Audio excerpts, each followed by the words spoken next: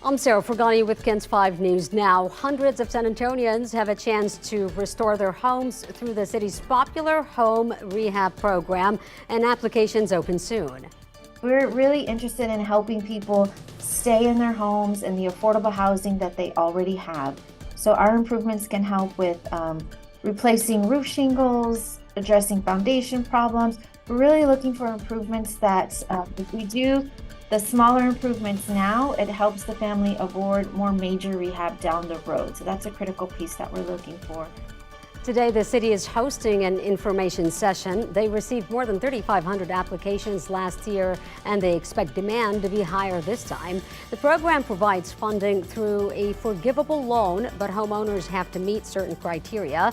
Families must make less than $63,000 a year and live in a single-family home that needs improvement.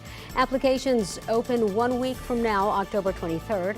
Tonight's info session is at Second Baptist Church on East Commerce at 5:30 p.m. To learn more, go to KENS5.com.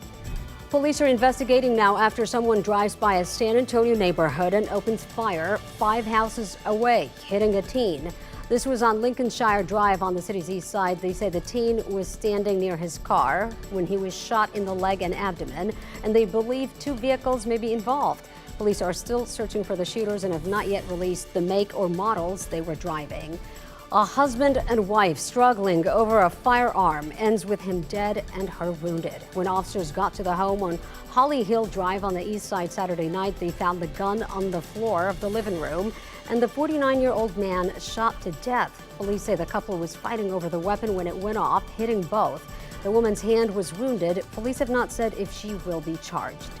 And a 9-year-old boy is lucky to be alive after a bullet pierced his West Side home Saturday night. Police found several shell casings outside the apartment complex on Lombrado Street. Now, they still have no suspects or even know what the shooters were driving. But we spoke with a neighbor and a mom who told us she's terrified. And to protect my baby, not being outside at night, because that's not the only time I heard gunshots. I've been hearing gunshots since I moved in, and I barely moved in. The child who was hit was treated on the scene. No one else inside the apartment was hurt. And new video of the moments leading up to officers shooting and killing a man who had a machete outside a San Antonio restaurant. This was near Nietzsche's restaurant on Roosevelt Avenue, September 16th, where police were called out for a robbery there. Investigators say a caller said several employees were chasing the man with the machete. The caller said the suspect pointed a gun at a waiter before jumping the fence into an apartment complex. This is George. Do you need police, fire, or EMS? Police. To a location? We're at Roosevelt Avenue. We're right behind the Mexican restaurant. We're outside working on my carpet. Some people were stealing from storage, and police were running after him. And the guy who stole stuff took out a machete and took out a gun. And it was just one male? Yeah, one male. Police say the suspect, 46-year-old Jesus Hernandez, tripped and fell in front of another officer with the machete in hand, then got up and walked away. Police told him to stop and drop the machete, but he kept going, and that's when police said an officer shot him twice, thinking that he might hurt someone. Hernandez died on scene, and police did not find a gun. The district attorney's office is now reviewing the shooting. A West Side home was the scene of a gruesome discovery over the weekend, a decapitated body. 35-year-old Bradley Dimmick was arrested for murder in connection with the death of Keith Dimmick.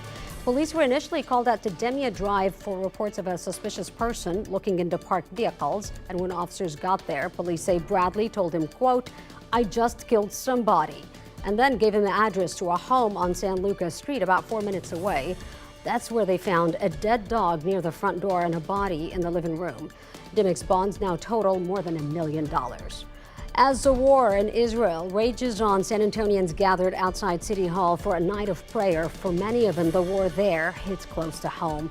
Asila Lashi has been in the United States for 25 years, but she still has family in the Gaza Strip. She says her mom, her brother, and his family have fled the northern part of Gaza and are still trying to figure out a safe place to go away from Israeli bombs. Where do you want them to go? There is nowhere else. This is not going to help provide safety for Israel. This is just killing innocent civilians. A rally at San Antonio's main plaza was held Saturday to educate people on the dire conditions of the Palestinian people. Many at that rally and at similar ones across the U.S. believe Israel's actions is an act of genocide.